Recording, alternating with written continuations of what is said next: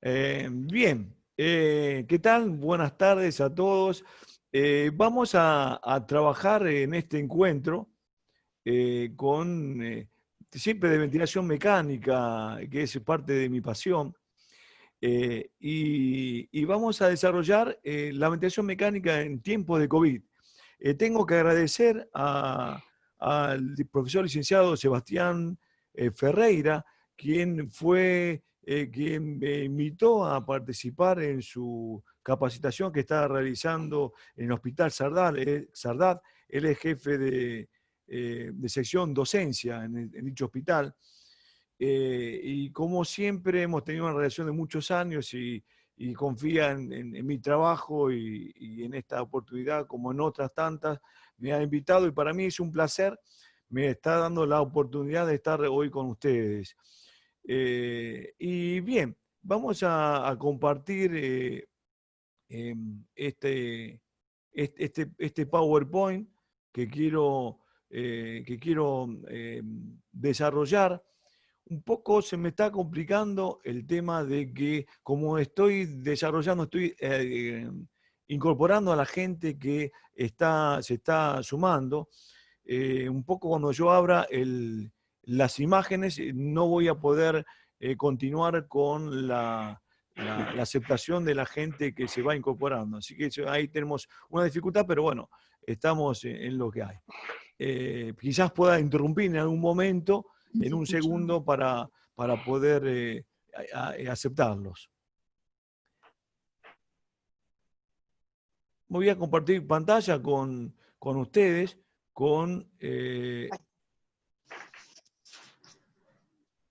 ahí está. Para que se vaya, vamos a ir trabajando aquí. Ahí está. Bien. Ventilación mecánica en tiempos de COVID. Este tema de que hablamos de la ventilación mecánica con pacientes COVID, en realidad es siempre cuando uno habla de ventilación mecánica, y no solamente COVID, trabajamos con parámetros protectivos, o sea que no hay una ventilación específica para pacientes COVID, sino que es una ventilación protectiva para todos los pacientes.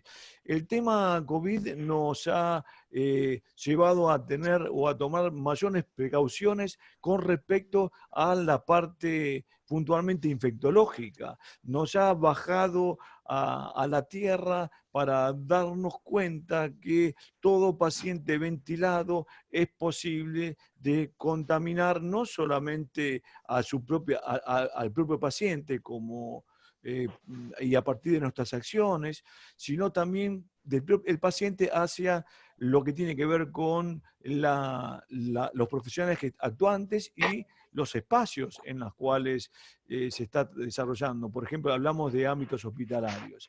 Entonces, la propagación de cualquier virus, o, por ejemplo, si hablamos de el virus no sé, de la varicela, por ejemplo, tuberculosis, en este caso, no virus, ¿no?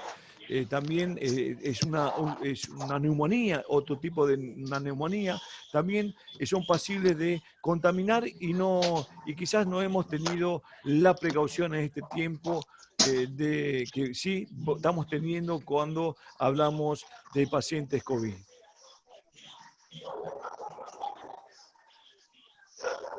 Bueno, un poco para contextualizar, el COVID es un virus de una familia de coronavirus, generó una pandemia que causa fundamentalmente en su mayor virulencia, en su mayor, mucho ruido, en su extremo de gravedad, causa síndrome de estrés respiratorio agudo. Este síndrome de estrés respiratorio agudo llega a que los pacientes cursen con una insuficiencia respiratoria, y dentro de esa insuficiencia respiratoria, en muchos de ellos puedan llegar a causar la muerte. La tasa de letalidad es variable, pero en promedio en un 4%. Por fortuna, Argentina está por debajo de ese porcentaje. Tiene que ver con los casos detectados y las muertes que ocasionan los infectados. Puntualmente, las medidas de protección es la que uno necesita desarrollar, porque sabemos que el virus es de alta contagiabilidad. Entonces, el personal de salud, tenemos en el mundo aproximadamente el 15% de los infectados, contagiados, son personales de salud, son los que están desarrollando los cuidados. Y dentro de los ambientes protegidos que deberíamos tener, yo les quiero mostrar, por ejemplo, las unidades con presión negativa. Estas son unidades especiales en los cuales lamentablemente no contamos. Y sí, para hacer referencia a lo que son estas unidades, por ejemplo, si se abre una puerta, el aire desde dentro de la unidad no saldría hacia afuera. ¿Por qué? Porque tiene un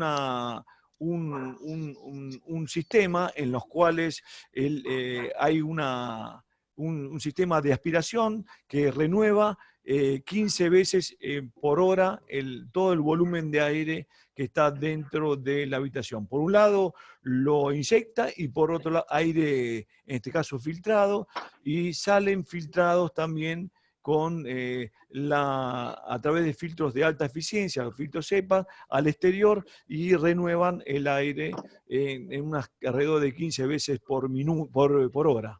Estos ambientes lamentablemente no los tenemos en muy pocos lugares, específicamente cuentan con estas posibilidades. Por lo tanto, cuando trabajamos con pacientes COVID tenemos que extremar los cuidados puntualmente infectológicos, ¿no? Y ahora vamos a desarrollar algunos. Puntualmente, las unidades deben estar cerradas, debemos trabajar con los EPP, con el equipo de protección nivel 3, en los cuales trabajamos con todo lo que tenga que ver con barbijo de alta eficiencia, N95, protecciones oculares, puntualmente todo lo que tenga que ver con las protecciones de contacto, y tenemos que trabajar muy fuertemente en la colocación de los equipos y cómo los retiramos. En este tema es fundamental hacer hincapié. Otras cuestiones que son, pero más que importantes, es el manejo de la vía aérea con protocolo de seguridad. En este caso, sí se impone cuando se realiza la intubación en una insuficiencia respiratoria, los profesionales que actuantes, el que va a realizar la intubación y el que está cercano, el que colabora, debe tener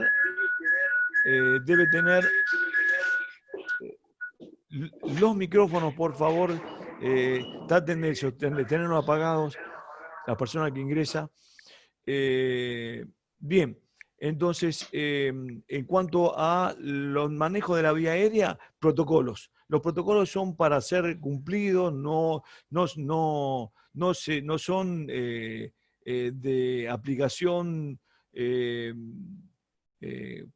para cuando uno tenga deseos de hacerlo, sino que son de aplicaciones obligatorias. Cuando uno abre la vía aérea, está realizando o una apertura de una vía aérea artificial, tiene que tener todas las protecciones, como hablamos de las protecciones en nivel 3. Si no, no se puede trabajar con este tipo de pacientes, y más cuando tenemos la posibilidad de aerolización. La capacitación y entrenamiento es vital. En este caso, se deben desarrollar en los momentos no de emergencia. Recordemos que en este tipo de pandemia no hay emergencias. Son todos ambientes que se deben cuidar, por lo tanto hay que darse los tiempos para actuar de manera segura. El número suficiente de profesionales tiene que estar. Sabemos que muchas veces, y más hay muchos de nosotros que hemos tenido que en momentos de contagios en los cuales se ha reducido el personal, pero para eso se han desarrollado estrategias en cuanto a incorporar más personal y poder trabajar en grupos como para que en caso de que haya alguna por un contagio no tenga que interrumpir ¿Qué es toda la eso? actividad, todas las, Mostrame. eh, digamos, toda la guardia y no y puedan seguir desarrollando su actividad. El número de profesionales suficientes también tiene que ver con dar el suficiente descanso para poder justamente actuar con un momento de seguro, de no distracción.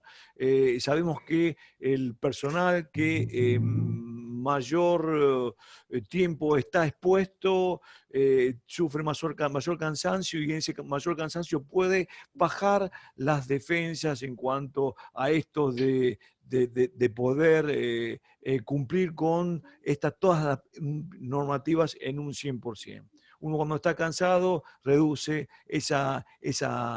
el manejo porque justamente el cansancio te lleva a un poco a desocer o bajar las defensas en la atención puntualmente. Por eso es importante trabajar en equipo. Cuando uno se tiene que estar continuamente observando al otro para colaborar puntualmente, no solamente con el otro, sino colaborar con el conjunto. Cuando uno cuida al otro, se cuida a sí mismo. En esto estamos muy fuerte, muy fuerte esta sensación y esta necesidad. Chao, nos vemos. Chao, nene. Bien. Chao, chicos. El síndrome respiratorio agudo es un síndrome que se ha reconocido hace mucho tiempo y causa una alta tasa de mortalidad. Tenemos, y puntualmente, como decíamos, este virus causa en su momento más crítico el síndrome respiratorio agudo, que después se desencadena puntualmente en una tormenta de citoquinas y que tiene que ver con una respuesta puntualmente a la agresión del virus y genera lesión propiamente intravascular a nivel capilar, pulmonar, y genera edemas, y genera insuficiencia respiratoria, hipoxemias, y generan lesiones en órganos a distancia, y todo una serie de procesos que llevan al paciente a estar, inclusive puntualmente, como hemos mencionado, a perder la vida. Los síndromes respiratorios se ve, por ejemplo, en esta placa, que se ve todo algo como el pulmón, con todo como algodonado, en lo cual esto son situaciones en las cuales se genera... Estamos complicados con el sonido, discúlpeme, se siente mucho ruido y me está...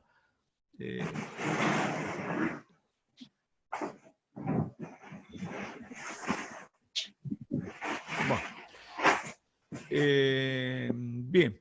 Entonces estaba comentando el tema del síndrome respiratorio, está puntualmente en Berlín, en Alemania, se llegó a un consenso, el último consenso, estamos hablando de 2013, en el cual se lo define como una insuficiencia respiratoria aguda, donde ocupa ambos campos pulmonares, donde se explica este edema no tiene que ver con líquidos, no tiene que ver con una insuficiencia cardíaca, sino tiene que ver con procesos exudativos propios del pulmón, de la lesión, y que No sé, pues me dice que lo ha no. clasificado como síndrome de estrés respiratorio leve, moderado o severo, de acuerdo a las PAFI, a la reacción presión parcial de oxígeno y CO2 Muy bien. administrada. Bien. Aquí tenemos un equipo, un ventilador, donde observamos que tiene doble tubuladura, ¿sí? Y ahí vamos a trabajar. Un equipo de terapia con doble tubuladura, con una rama inspiratoria y una rama expiratoria, y debemos tener presente que, por ejemplo, tanto en las ramas inspiratoria y en la expiratoria deben tener filtros. Filtros en la inspiratoria justamente para que los gases que le llegan al paciente estén filtrados, ¿sí? Y en la rama expiratoria para que los gases que salen del paciente, los gases expirados, no contaminen el equipo y tampoco contaminen el ambiente, el medio ambiente. Porque ni bien, a pesar de que uno piense que tenemos un circuito cerrado, que los gases expirados vuelven al equipo, si bien es cierto, vuelven al equipo, pero salen al medio ambiente. Y ahí tenemos que hacer foco en los gases expirados para no generar contaminación ambiental y puntualmente del personal, ¿no? Existen distintos tipos de filtros electrostáticos que tienen una membrana muy delgada y otros que son mecánicos, que son membranas plegables que generan mayor espacio muerto y mayor resistencia. Unos son electrostáticos y otros son los mecánicos que generan, como comentaba, esa mayor resistencia. Ambos tienen un excelente filtrado. Tienen que estar tanto en la rama expiratoria como en la rama expiratoria de manera indistinta. ¿Cuándo se cambian los filtros? Cuando se cambia de paciente. Dentro del propio paciente, lo que no debemos hacer es abrir los circuitos justamente por los riesgos de aerolización. Todos los gases que se administran al paciente, todos deben estar en condiciones, y las condiciones tienen que ver en condiciones de filtrados, o sea, gases limpios, y también tienen que tener humedad y calor. Existen distintos tipos de humidificaciones para la ventilación mecánica, la humidificación activa y la pasiva. La que se recomienda es la humidificación pasiva. Ahora vamos a ver, por ejemplo, aquí aquí tenemos algo que no nos puede pasar. Por ejemplo, aquí vemos un tubo endotraqueal ocluido. Por supuesto que si está ocluido no va a poder ventilar al paciente y en esta situación se va a complejizar. Quizás no le entra el aire, tenemos que volver a reintubar a ese paciente porque eso puede ocurrir y esto genera mayores riesgos infectológicos. Por un lado, los riesgos propios de una nueva intubación en el paciente incrementan claramente la tasa de mortalidad y por otro lado los infectológicos. Por esto debemos realizar los cuidados, independiente que sean COVID, el paciente, los cuidados tienen que ser extremos, al máximo. Hay que trabajar mucho con estos pacientes. Si bien es cierto, la recomendación es estar poco tiempo, cuanto menor tiempo estemos en la habitación, mejor es porque nos exponemos menor tiempo a los riesgos infectológicos, pero por otro lado, en el tiempo que estamos tenemos que trabajar en el 100% en cuanto a las prácticas profesionales y a los cuidados del paciente ventilado. Esto no nos podemos permitir, por lo tanto aquí entra en juego lo que es la humidificación, en este caso hablamos de pasiva, y la auscultación y la aspiración de secreciones.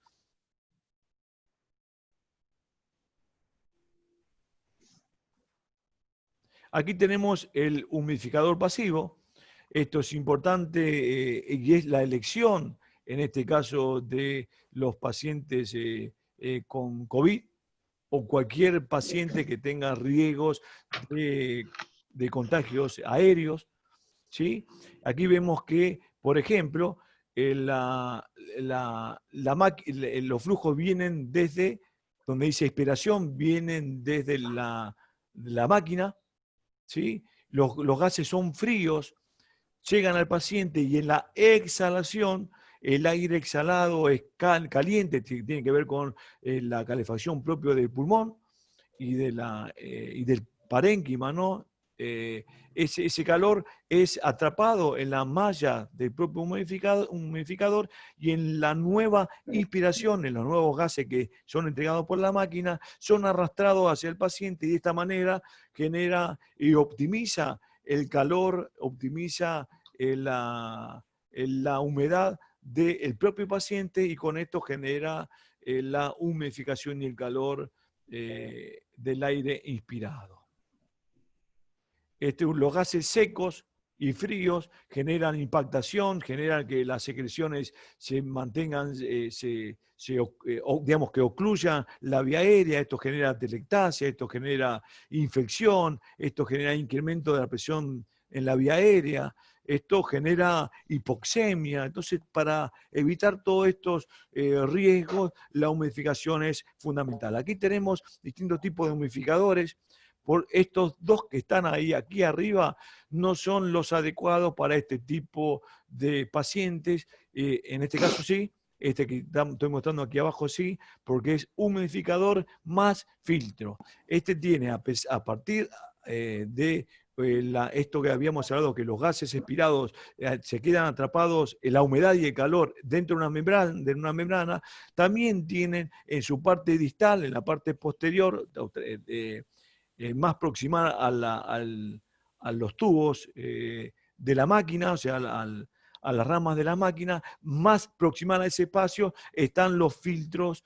En este caso son filtros que puntualmente que me permiten un filtrado que los gases expirados se mantengan dentro de este espacio, ¿no? Generando mayor seguridad.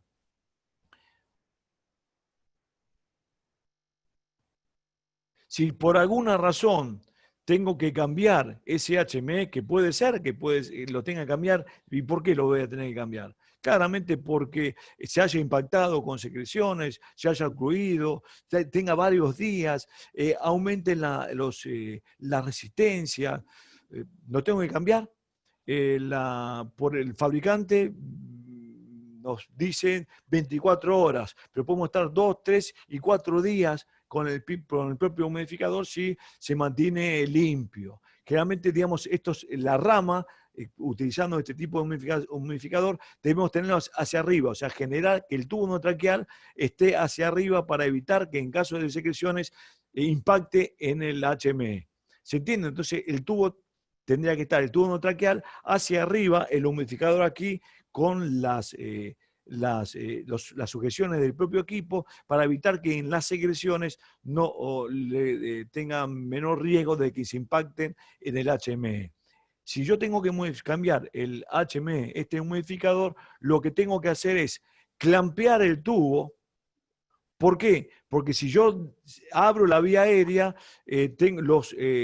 voy a tener aerolización del propio paciente en la expiración. Por lo tanto, tengo que clampear el tubo endotraqueal con una pinza, en la cual es una pinza segura, en la cual una coger le pondremos para evitar que se lesione el propio tubo endotraqueal, una T73 o algo para justamente evitar esta lesión en el propio tubo. Entonces, clampear, detener el equipo, poner en stand-by al ventilador, ¿sí? Y después puntualmente desechar el HME. Para esto tenemos que tener un descartador muy próximo para desechar el HME y colocar el próximo. Una vez que está colocado, desclampeamos y damos inicio nuevamente a la ventilación. ¿Sí? Estas medidas son de extrema necesidad.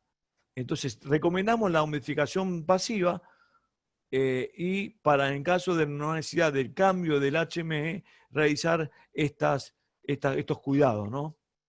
Aquí vemos la humidificación activa, que es una de las posibilidades y no está recomendada puntualmente por esto, que se pueden generar aerosoles, necesidad de cambiar tubuladuras, hay mayor manejo. Por ejemplo, aquí ven, por ejemplo, que por falta de trampas de agua que puede ocurrir, que no tengamos el equipo adecuado cuando utilicemos una humidificación activa y generen estos líquidos que se ve en la propia tubuladura.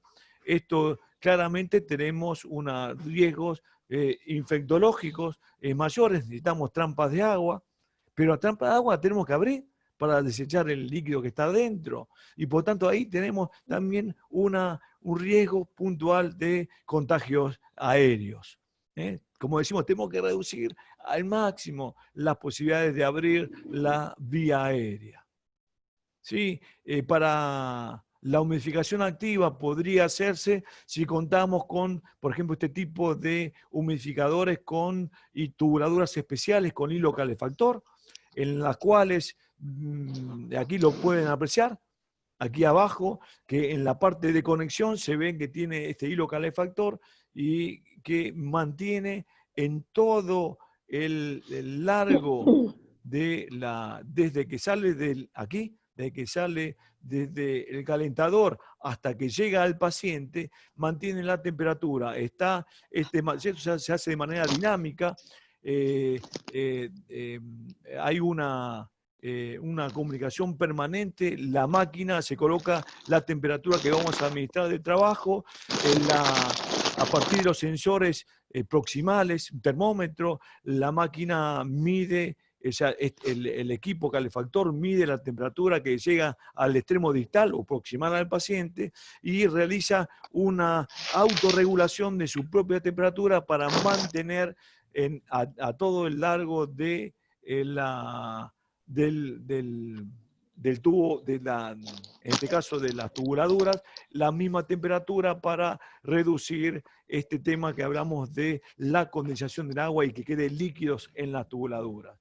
Estos cables calefactores están tanto en la rama inspiratoria como en la rama expiratoria. Por supuesto, esto es muy costoso y no está disponible en la gran mayoría de las instituciones. Por eso es lo que si hablamos de humidificación, recomendada la pasiva, con un HME más filtro. Si disponemos de estos elementos, puntualmente se podría utilizar una humidificación activa, pero esto requiere, ya le voy a repetir, es algo mucho más costoso y requiere también manipular de un paciente a otro, y esto genera mayor riesgos infectológicos. Por lo tanto, mucho más sencillo y más económico desechar un HME que tener todos estos sistemas. Bien.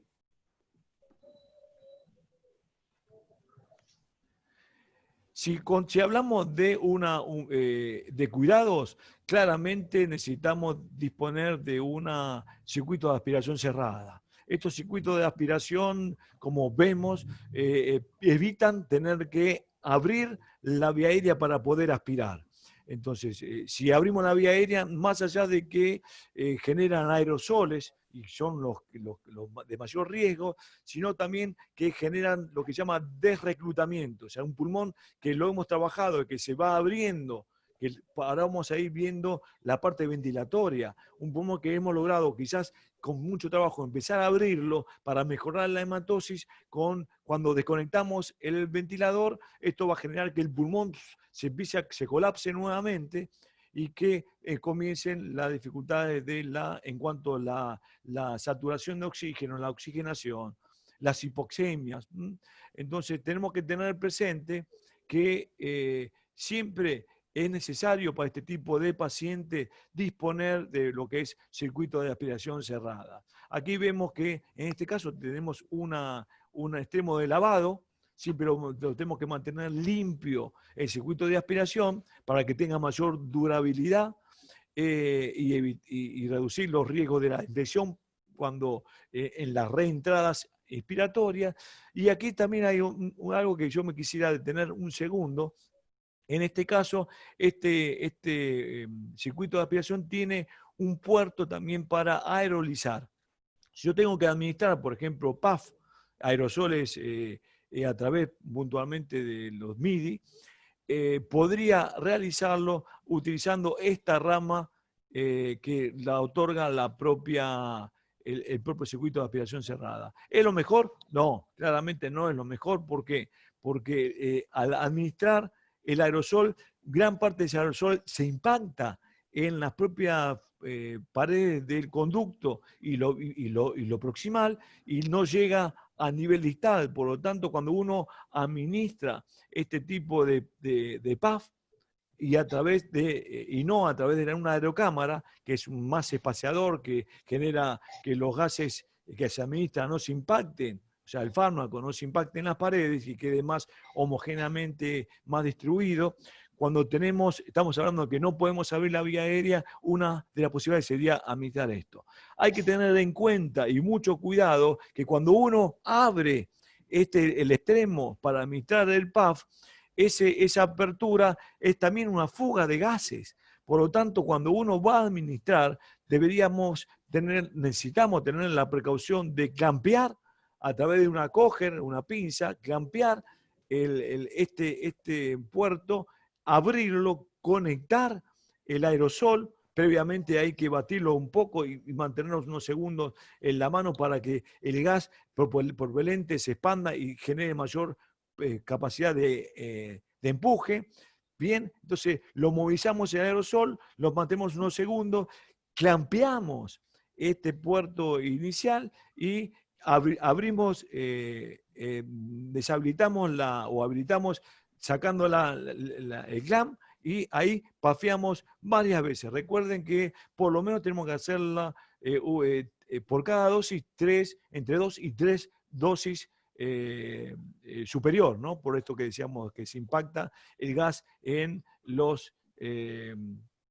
las paredes, en este caso de este puerto y el tubo endotraqueal. Esto estamos hablando de precauciones que debemos tener con este tipo de pacientes. La sonda de aspiración, otro tema importante. Recuerden que, por ejemplo, para aspirar, uno aspira. ¿Qué aspira? El tubo endotraqueal, no vamos a ir más allá. Entonces, uno va a introducir la sonda hasta el extremo distal del tubo, no más allá. Si el paciente aspiramos y el paciente comienza con espasmo, es porque ya hemos llegado a la carina, o sea, pasamos el tubo endotraqueal, hemos llevado en el espacio donde se divide el bronquio principal derecho y izquierdo. Ese es un punto neurálgico que genera espasmos. Y el espasmo genera puntualmente colapso alveolar, bronquial, perdón, en este caso, y genera atrapamiento y una disfunción en cuanto a la ventilación y desaturación. Por lo tanto, uno lo que tiene que hacer es aspirar el tubo endotraqueal y no vamos a ir más allá. Ahora, otro dato más que importante es el tamaño de la sonda. La sonda tiene que tener la mitad del diámetro del tubo. Si uno tiene un tubo endotraqueal y coloca una sonda que ocluye todo el tubo endotraqueal, uno cuando aspira, lo que va a hacer, va a aspirar las secreciones, pero también va a aspirar, ¿qué cosa? El aire que está en el pulmón. Colapsa el pulmón. Por lo tanto, para evitar el colapso del pulmón, la atelectasia del pulmón, lo que tenemos que realizar es aspirar con la sonda adecuada. En este caso, la mitad del diámetro que tiene el tubo. Aquí tenemos una dificultad que se presentan cuando las sondas vienen, por ejemplo, en unidades French, y el tubo viene en milímetros. Cuando uno habla del tubo endotraqueal, si uno habla de un tubo endotraqueal de 8 milímetros, está hablando del diámetro interno. O sea, lo que está midiendo son los 8 milímetros que tiene el tubo, la parte interna, ¿sí?, de ese tubo endotraqueal. Ahora, la sonda el tamaño de la sonda tiene que ser la mitad o no más allá de las 2/3 partes, ¿sí?, del diámetro del tubo. Pero como vuelvo a repetir, por ahí las ondas vienen en una unidad distinta, en este caso French, y el tubo está en milímetros. Para poder entonces conocer cuál es el tamaño de la sonda ideal, lo que tenemos que hacer es realizar la conversión, saber qué equivale un French relacionado con el milímetro. Por ejemplo, aquí tenemos para hacer un ejercicio, por ejemplo aquí, si yo tengo un tubo endotraqueal de 8 milímetros, primero tenemos que hacer lo siguiente: 1 milímetro equivale a 3 French. 1 milímetro equivale a 3 French. Por ejemplo, si yo tengo un tubo de 8 milímetros, 8 por 3, 8 milímetros que es el tubo, por 3, o sea, por cada unidad de French, son 8 por 3, 24. O sea que 24 French tiene el tubo endotraqueal. El tamaño del tubo interno de 8 milímetros pasa a tener 24 French. La mitad, si dijimos que el 50% tiene que tener la sonda, la mitad de 24 es 12. O sea que el tamaño, si yo tengo una sonda que viene en French, mi sonda ideal para poder aspirar en un diámetro de, por ejemplo, un tubo 8, sería de 12 French. ¿Sí? Muy sencillo. O sea, calculamos el tamaño del tubo, lo pasamos a French y ahí a la mitad. Ese sería el tamaño de la sonda que tenemos que estar, digamos, aspirar, la sonda adecuada. Vean estas circunstancias. Si hablamos de riesgos infectológicos y de riesgos de aerolización, es muy importante que no haya fuga, y una de las posibilidades de fuga puede ser el CUF, el balón de neumotaponamiento. Aquí vemos el baloncito que está sellando la vía aérea y aquí vemos que está digamos, no cerrando puntualmente, como hemos dicho, un sello perfecto. Por lo tanto, si no hay un sello perfecto, va a haber fugas a través de esa vía aérea. Cuando la máquina genera una presión para insuflar el pulmón, parte del aire se va a escapar a través del peritubo y eso va a generar aerosoles. Aquí vemos, miren, en este caso, esto tiene que ver, está muy claro aquí vemos claramente que hay fugas que se generan como globos y aquí la fuga, si yo tengo un paciente como la característica, hablamos de COVID, es virus que sale a la vía aérea y aeroliza. Por lo tanto, esto no me lo puedo permitir. Si, por ejemplo, estoy con un paciente y hace ruidos, independientemente, supongamos que no tiene digamos, a este extremo, supongamos que hace ruido como si fuese ronca, o se siente pequeños ruidos cuando la máquina está ventilando, eso tiene que ver que hay fugas por el peritubo y hay riesgos de aerolización. Por lo tanto, ahí tengo que fijarme, medir la presión. ¿Con qué la puedo medir? Bueno, aquí vean, aquí tenemos algo en todas las terapias, en todos los lugares tenemos la posibilidad. Aquí vemos en un reloj de un esfingomanómetro, un tensiómetro, una llave de 3 vías, una jeringa. Entonces, en la llave de 3 vías colocamos lo que es el balón testigo, aquí, ¿sí? Colocamos el balón testigo, entonces, y mientras está insuflado, lo que va a medir es la presión de este manguito de neumotaponamiento, ¿verdad? ¿Y cuál es la presión que debe tener? Entre 19 y 22 milímetros de mercurio. Hablamos de milímetros de mercurio porque mide milímetros de mercurio. Por ejemplo, bueno, y para explicar esto nuevamente, entonces, el paciente está ventilado. Nos acercamos la llave de 3 vías, entonces va a medir la presión.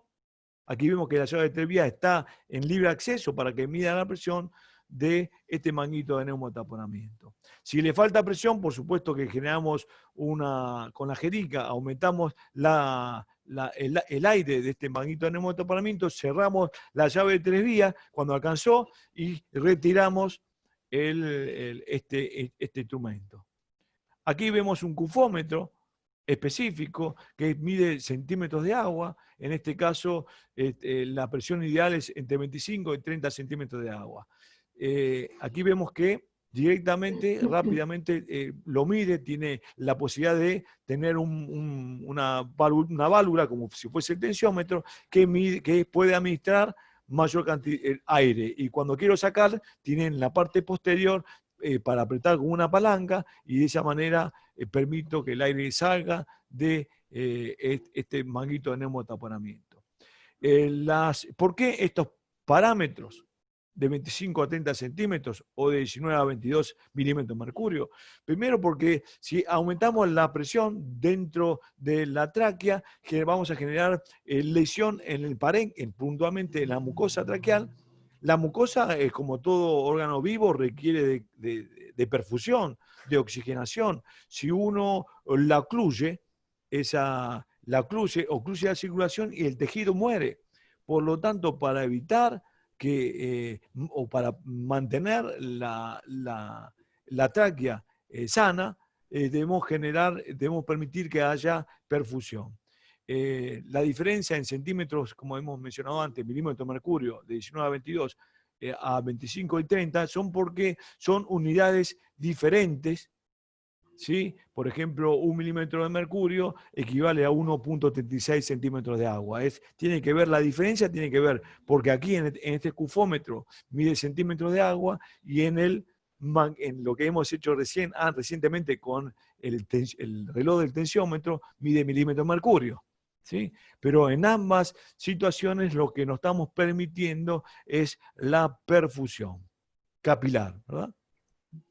No está recomendado los nebulizadores en línea, por esto que hemos mencionado, porque si yo tengo un nebulizador, puntualmente no puedo tener un humidificador, un HME, ¿verdad? Porque si tengo el HME colocado y estoy nebulizando, la nebulización, ¿dónde va a ir? Se va a impactar en el HME y no va a llegar al paciente. Por lo tanto, tendría que estar sin ese humidificador pasivo y no... como hemos mencionado, el humidificador es el que tiene que tener, el indicado es el pasivo, ¿no? Justamente para permitir la humidificación y mantener cerrada la vía aérea. Uno tiene que habilitarla. Aquí tenemos, supongamos que tengo que pafiar a un paciente, administrar aerosoles. Aquí tenemos colocado una aerocámara. ¿Qué tendríamos que hacer? Retirar, si está colocado el HME, retirarlo. Y eso no lo podemos hacer. Por eso es que en este caso no está recomendado este uso de aerocámara, a excepción que tengamos lo siguiente. Vean esto. Solamente lo traigo para mostrarles, ¿no? En el mercado, yo puntualmente puedo decirle que no tuve nunca la posibilidad de trabajar con estos equipos, pero existen, son muy caros y habitualmente no están disponibles en nuestras instituciones. Aquí tenemos un HM, un humidificador calor-humedad, en este caso giratorio. Vemos que aquí se observa HME, que dice que la humidificación está funcionando. Aquí lo voy a rotar, lo giro y lo paso cierro la parte donde está el humidificador y abro la parte de aerosoles. Entonces, al girar, me permite, sin tener que desconectar, me habilita un extremo del propio humidificador para poder realizar los puffs, esto que estamos comentando. Entonces, con este sistema, sí puedo utilizar aerocámara, sí, no, porque no necesito abrir. Lo importante es no abrir el sistema. Por supuesto que si el paciente está con broncoespasmo, tenemos drogas para administrar de manera sistémica, ¿sí? Aquí tenemos, por ejemplo, otro sistema, que es el dispositivo giratorio. También existe en el mercado y también es muy difícil de obtener, puntualmente por los costos. ¿Sí? Aquí vemos que en este intermediario lo que hago, se gira el dispositivo y en este caso me está permitiendo, me está habilitando este extremo del dispositivo y con esto me va y pasea el humidificador. Y de esta manera puedo usar la aerocámara, ¿sí? Pero, como le vuelvo a repetir, estos son situaciones específicas, especiales, si cuento con los elementos adecuados. Bien.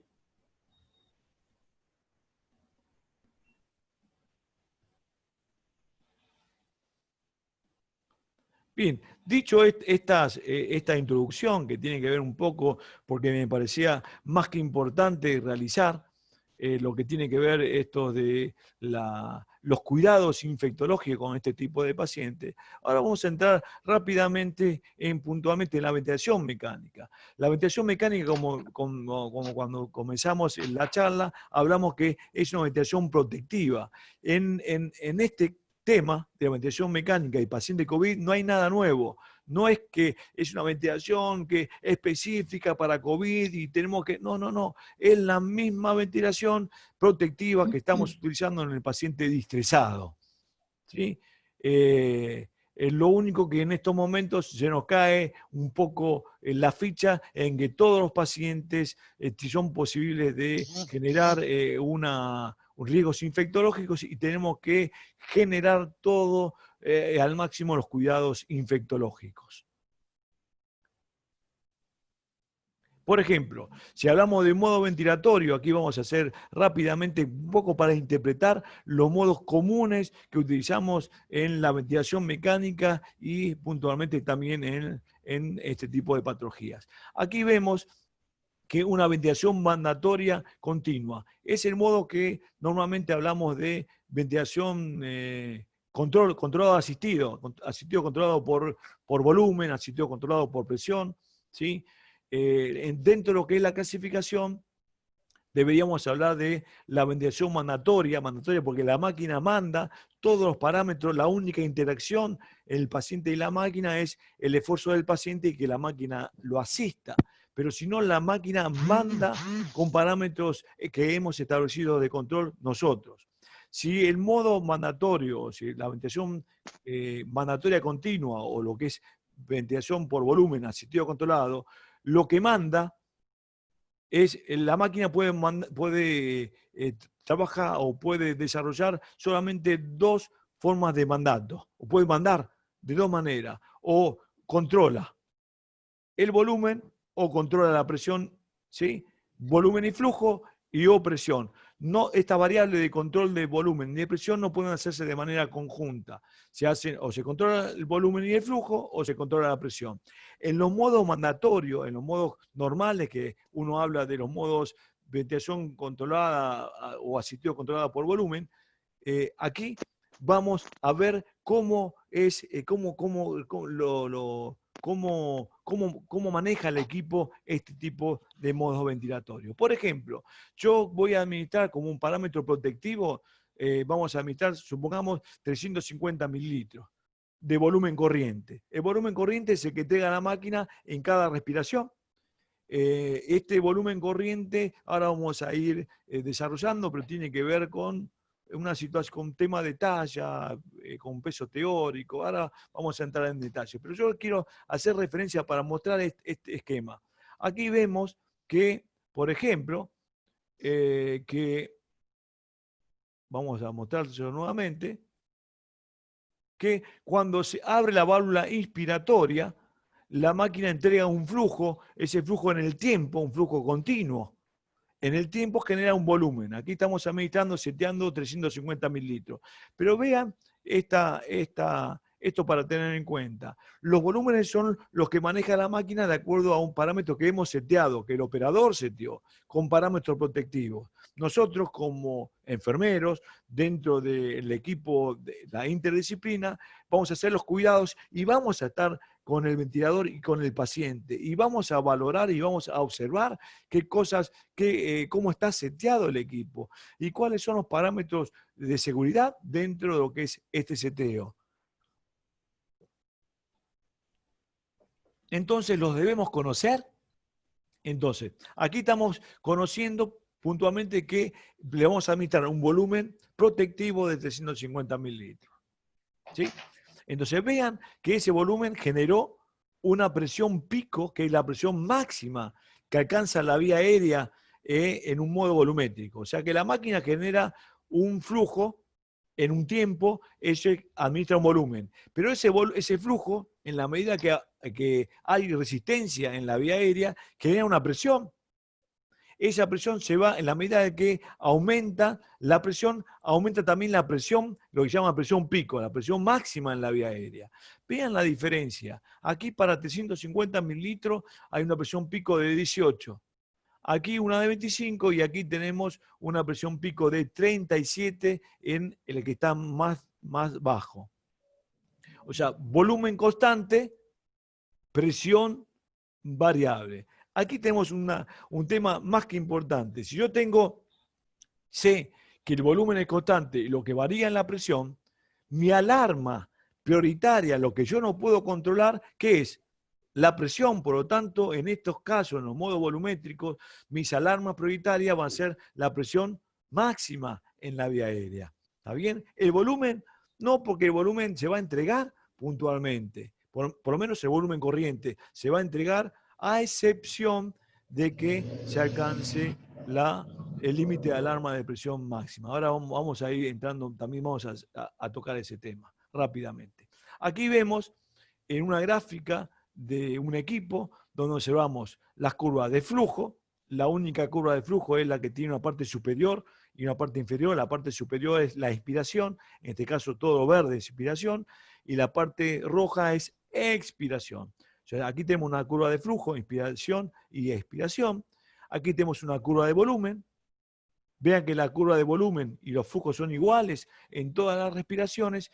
Y aquí tenemos una curva de presión. Esta es la presión pico, esta es la presión inicial cuando se abre la válvula expiratoria, la presión pico es la presión máxima en la vía aérea. Vean que la presión pico cambió entre una y otra respiración, pero los volúmenes no. ¿Por qué? Porque los volúmenes son constantes, los flujos son constantes y la presión es variable. ¿En qué modo? En los modos mandatorios por volumen. Lo que se llama control de volumen, lo que se llama ventilación mecánica volumétrica. Los volúmenes corrientes que vamos a administrar van a estar relacionados con el peso teórico y con la patología. En estos casos, para un síndrome respiratorio, utilizamos pequeños volúmenes de entre 5 y 7 mililitros por kilo de peso teórico. No el peso que tiene el paciente real. Es el peso ideal, el peso predicho, el peso relacionado con la talla, no el que tiene, porque puede tener sobrepeso, entonces uno, por ejemplo, puede tener 120 kilos un paciente y mide unos 70 y está con sobrepeso, y yo al pulmón lo tengo que cuidar con pequeños volúmenes, no lo voy a ventilar con el peso real, porque el pulmón no creció, lo que hay sobrepeso, por lo tanto tenemos que proteger a ese pulmón y evitar que haya riesgos de lesión, barotrauma, volutrauma, ¿sí? Se calcula teniendo el peso teórico del paciente, puntualmente ese volumen corriente, diferentes hombre y mujer, son pequeñas diferencias, tiene que ver, vamos a mostrar unos cálculos que se realizan y relacionado con la talla. Aquí vemos, por ejemplo, en mujer, en un cálculo de dentro de la fórmula, ahí están las que está fija y la variable puntualmente es la talla. Así, aquí, por ejemplo, en mujer, 45.5 más 0,91, es fijo, siempre está dentro del cálculo, más la altura en centímetros, supongamos que mide 1,60, sería 160, menos 152.4. Esto da el peso ideal. ¿Sí? En el hombre tenemos la diferencia está entre 45.5 es 50, por lo tanto va a haber, porque tiene mayor masa muscular. ¿Sí? Y también podría ser de otra forma de otro cálculo para hacer, tiene que ver también con bueno, aquí les quiero mostrar. Ahí está. Aquí, bueno, un ejemplo, supongamos que el paciente mide 1,70, varón, a partir de este cálculo, 50 más 0,91, 50.91, más la altura en centímetros, 170, menos 152,4, da 68,5. Ese es el peso teórico. También podríamos utilizar la talla al metro cuadrado por 21.5 mujer y 23 en el hombre. Es algo sencillo para hacer en adulto y que nos acerca mucho al volumen. Supongamos que en este caso este mismo paciente mide 1,70. le resto la unidad, el 1, queda 70 kilos. Entonces, por ejemplo, si yo tuviese, en vez de realizar estos cálculos, que quizás estoy comenzando a ventilar al paciente y estoy con esa dificultad, con una necesidad de comenzar la ventilación, me va a costar realizar estos cálculos. Entonces, uno puede tener fácilmente, puede generar sacar la unidad, y al sacar la unidad me va a dar puntualmente voy a tener el peso teórico. Supongamos que el paciente mide 1,85, le saco 1, la unidad, y me queda 85 kilos. Entonces voy a ventilar por 85 kilos. Es poca la diferencia y es poca significativa como para tener que estar en estos momentos realizando, en un momento, digamos, de inicio de la ventilación, realizando estos cálculos, ¿no? Otro tema es importante a tener en cuenta son los tiempos inspiratorios, los que yo voy a setear. Aquí vemos que un tiempo inspiratorio, estamos hablando de un adulto, el tiempo ideal es entre 0,75, 0,80 hasta 1,2, 1,5 de segundo. Si el tiempo inspiratorio es menor, aquí yo les puse un esquema de un bronquio respiratorio, un alvéolo y un capilar.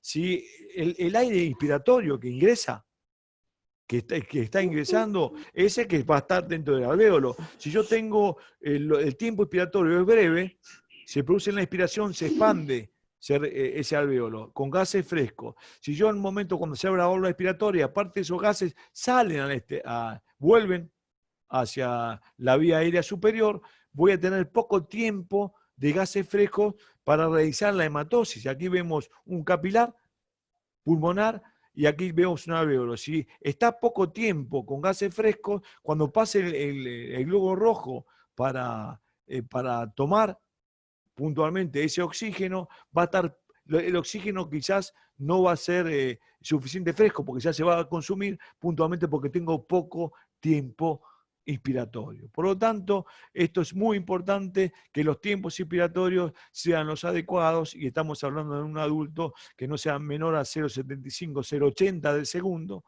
a un segundo con 2, un segundo con 5.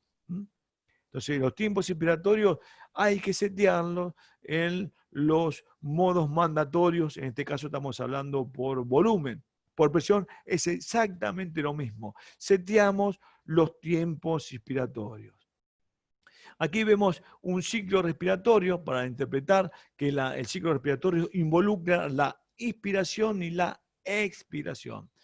Lo normal es que la inspiración sea que tenga menos tiempo que la expiración. Por ejemplo, si yo tengo un ciclo respiratorio, hagamos este ejemplo. Yo seteo en el ventilador una frecuencia respiratoria de 15 por minuto. O sea que la máquina va a entregar ese volumen corriente que hemos seteado, de acuerdo al tiempo expiratorio que hemos mencionado, va a administrar ese volumen corriente. ¿Cuánto? 15 veces por minuto, porque la frecuencia respiratoria es de 15. Bueno, cada ciclo respiratorio involucra una inspiración y la expiración. Bien, entonces, mi pregunta sería, ¿cuánto dura cada ciclo respiratorio? ¿O cuánto dura un ciclo respiratorio? Y la respuesta sería 60, que son los segundos de un minuto, dividido 15, que es la frecuencia respiratoria, 60 dividido 15, 4. O sea que 4 segundos dura todo un ciclo respiratorio. O sea que cada 4 segundos la máquina va a entregar un volumen corriente al paciente. Entonces, si yo tengo dentro de ese ciclo respiratorio, si un segundo dura la expiración, aquí, ¿cuánto dura la expiración? 3, porque el ciclo total es 4.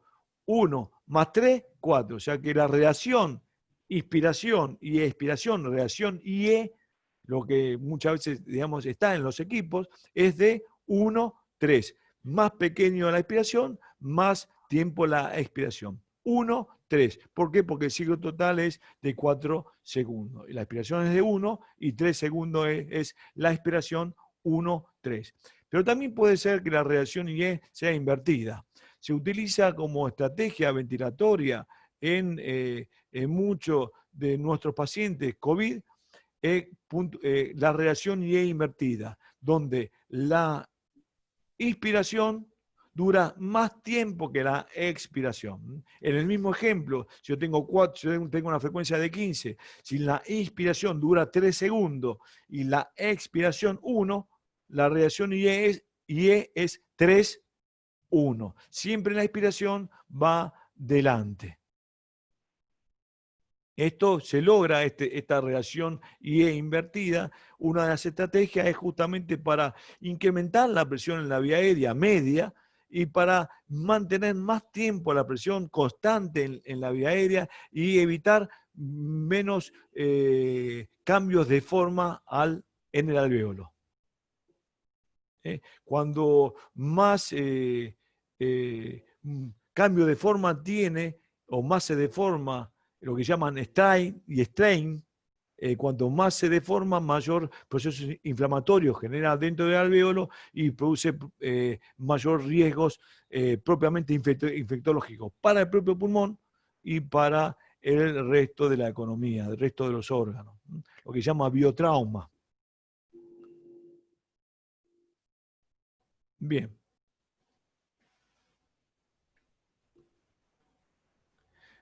Frecuencia respiratoria.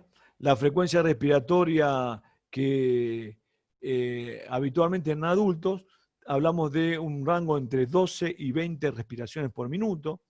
En este tipo de patologías lo que tratamos de generar, como hemos mencionado, no incrementar demasiada la frecuencia, a pesar de que nuestros pacientes están hipercápnicos. La frecuencia respiratoria que impacta en el volumen minuto. Supongamos que tengo una frecuencia, solamente para un ejemplo, números redondos. En un paciente COVID, estos números que voy a hacer mención por respecto al volumen son menores. Supongamos que el paciente tiene un volumen corriente de 500 y tengo una frecuencia de 15. 500 por 15 son 7 litros y medio. 7 litros y medio va a ser el volumen minuto. Entonces, el volumen minuto respiratorio tiene que ver con la frecuencia respiratoria y el volumen corriente, el volumen de cada respiración. Ahora, si yo incremento el volumen minuto de 7 litros y medio, lo incremento a 10, va a mejorar quizás mejore la oxigenación porque voy a tener mayor volumen minuto de gases frescos, pero también voy a permitir que el dióxido de carbono, yo tengo un alvéolo, voy a permitir que se lave ese dióxido de carbono y que se elimine. Ese gas, el dióxido de carbono, es un gas ácido, que si no se elimina, queda en el alvéolo, queda en la sangre, y ese acidifica el pH, o sea que lo hace más ácido. Y transforma lo que, digamos, cuando uno habla de una gasometría, cuando está por encima de los 45 milímetros de mercurio, la presión parcial de dióxido de carbono, habla de hipercapnia. Entonces, en este tipo de pacientes es muy común que estén hipercápnicos. Entonces, lo que realizamos como tratamiento, como estrategia ventilatoria para proteger al pulmón que está sano, hay que tener muy claro algo, que nosotros no vamos a ventilar como un norte buscando la mejor gasometría, la mejor, o sea, como tener una medida para la búsqueda de los parámetros ventilatorios, la mejor gasometría. No, tenemos que tratar de ventilar a nuestros pacientes, o se ventilan a nuestros pacientes con parámetros protectivos pequeños que pueden inducir claramente una hipercapnia, lo que se llama una hipercapnia permisiva, que a partir de los tratamientos que realizamos nos permitimos que el paciente entre en una hipercapnia permisiva. No lo que se quiere, claramente, pero es un resultado de una estrategia ventilatoria para proteger el pulmón. Entonces, lo que hacemos es generar respiraciones no mayores a 20 por minuto.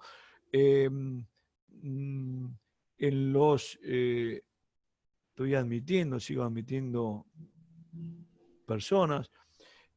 Por ejemplo, cuando hablamos de ventilación convencional, en este caso, no hacemos menciones de alta frecuencia. Por ejemplo, la alta frecuencia son ventilación no convencional, donde la unidad es Hertz, cada unidad equivale a 60 respiraciones por minuto. Son equipos que trabajan con 15 Hz, estamos hablando de, imagínense 10 Hz, estamos hablando de 600 respiraciones, flujo por debajo del volumen corriente, ¿sí? Entonces, son equipos y máquinas especiales para que puntualmente no ventilamos con este tipo de estrategia, ¿no?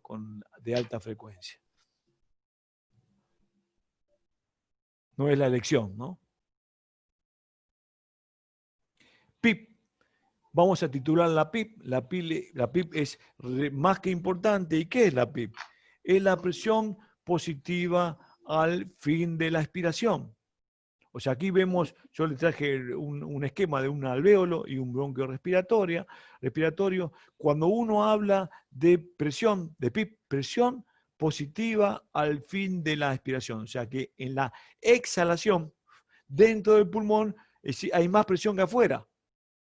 Independientemente de donde estemos, de la presión barométrica, a nivel del mar o donde fuese, sabemos que si es a nivel del mar son 760 milímetros de mercurio, la presión barométrica. O sea que estamos dentro de una presión, inmersos en una presión de entre 760 milímetros de mercurio si estamos a nivel del mar. Ahora, en fisiología respiratoria, para poder realizar mediciones, se habla de que la boca, la presión es 0. O sea, la presión que tenemos en la boca es 0. Por lo tanto, si dentro del pulmón generamos una presión positiva mayor que en la boca, estamos hablando de, en este caso, de una PIP, presión positiva al fin de la respiración, en este caso, de 5 centímetros. ¿Por qué hemos seteado 5 centímetros en el equipo? Esto es lo que me va a permitir que en la expiración el pulmón no se colapse, se mantenga reclutado para mejorar la oxigenación. Aquí vemos puntualmente que vemos un paciente sin PIP. Aquí no me está permitiendo la pantalla con el zoom, no me está permitiendo el movimiento, pero aquí vemos un paciente sin PIP. No, ahí lo está haciendo. ¿Sí? Que al fin de la expiración se produce colapso. Si hay colapso, cuando pasa el capilar a oxigenarse, o sea, en este caso estamos hablando de liberar el dióxido de carbono y tomar oxígeno a través de los hematíes, vemos que va a haber un zoom, va a haber un espacio, la sangre se va a ir a oxigenar y no se va a oxigenar y se va a mezclar con la oxigenada, un zoom que va a caer la oxigenación en el paciente. Aquí vemos uno con PIP que se mantiene reclutado porque la presión dentro del alvéolo es mayor que la presión externa, ¿sí? Entonces, la indicación puntualmente de la PIP es reclutar, significa abrir, ¿eh? En fisiología respiratoria el término de reclutar es sinónimo de apertura. O sea, la aplicación de la PIP me va a permitir reclutar, abrir ese alvéolo para mejorar la oxigenación. En el caso de la monitorización que tenemos que hacer, o sea, la precaución del uso de la PIP está relacionado con que si yo tengo un alvéolo que está abierto y puede estar con mucha presión, quizás le agregue más de 5 centímetros, 8, 10, 12, 15 centímetros. Y esto va a generar presión, se va a distender el alvéolo y va a colapsar o puede colapsar el capilar, ¿verdad? Y si colapsa el capilar, no se va a oxigenar. Entonces, si colapsa el capilar, también va a impactar en ¿qué? En la perfusión del propio pulmón. Por lo tanto, si la parte izquierda del corazón, a través de puntualmente de la aurícula izquierda, que la sangre de retorno llega al corazón, oxigenada, y si porque aumenta las presiones dentro del tórax, la sangre no pasa a ese nivel, se encuentra con que va a caer la precarga a nivel auricular izquierdo y con esto va la precarga ventricular izquierda y con esto puntualmente la tensión arterial. O sea que el uso de la PIP, uno de los riesgos es que caiga, que se potencie. Por eso nuestros pacientes muchas veces cuando están ventilados por el incremento de la presión intratorácica que genera la ventilación mecánica, hace que se disminuyan las precargas a nivel de los aurículas y ventrículos y con eso caiga la tensión arterial. Lo que tenemos que hacer es incrementar los volúmenes, utilizar inotrópicos, porque no vale que se esté bien ventilado el pulmón para mejorar solamente la oxigenación.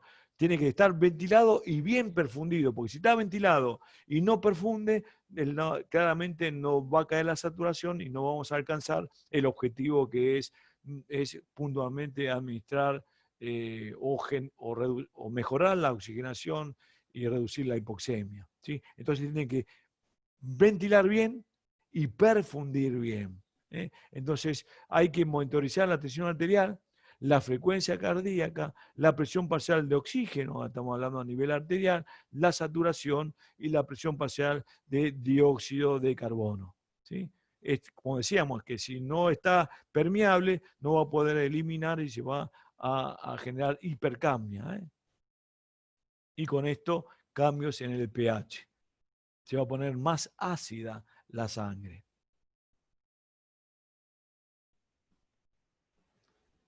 Aquí vemos, cuando aplicamos la PIP, vemos que se va abriendo, en la medida que aumentamos el valor de la PIP, mayor es la capacidad de recibir funcional, mayor es el pulmón abierto, y hay un gran impacto en cuanto a la oxigenación.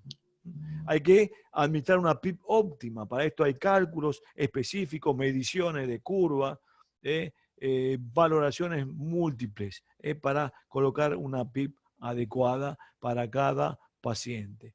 Uno habla de PIP profiláctica, que generalmente hablamos de entre 4 y 5 centímetros. En estos pacientes distresados colocamos una PIP bastante mayor, 8, 10, 12, 15, 16 centímetros de PIP.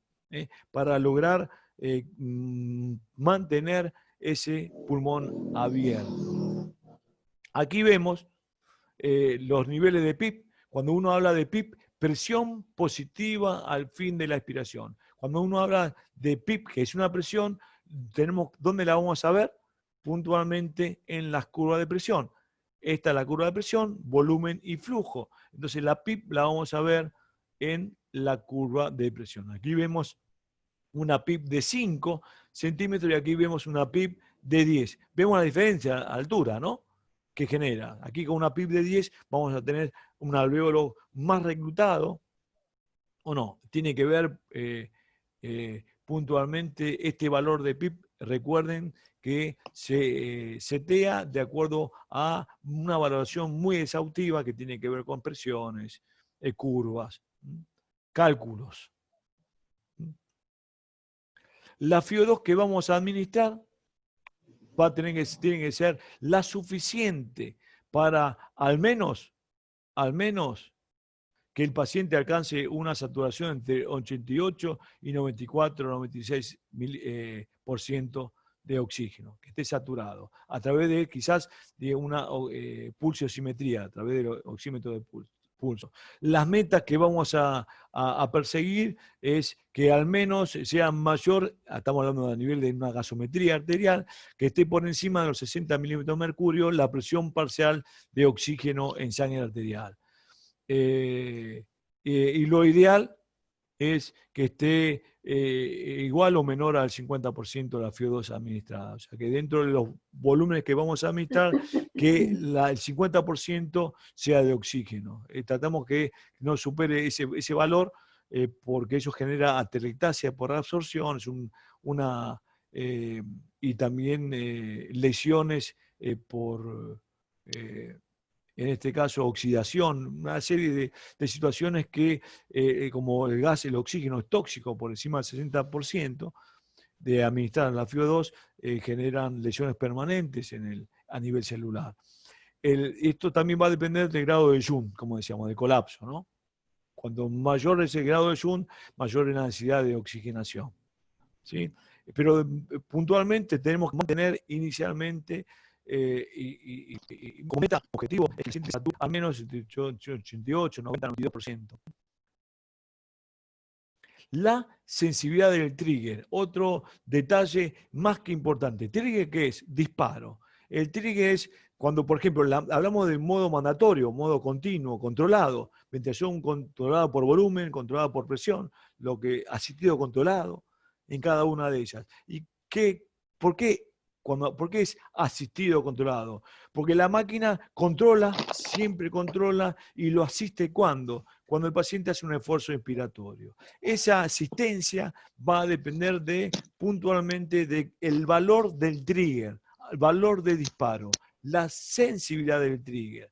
Por ejemplo, aquí quiero mostrarle, ¿sí?, que este es un equipo birrama, la rama inspiratoria, la rama expiratoria, ¿sí? Cuando el paciente puedo tener un trigger por flujo. El trigger puede ser, el disparo puede ser por presión o por flujo. Eso está en la máquina.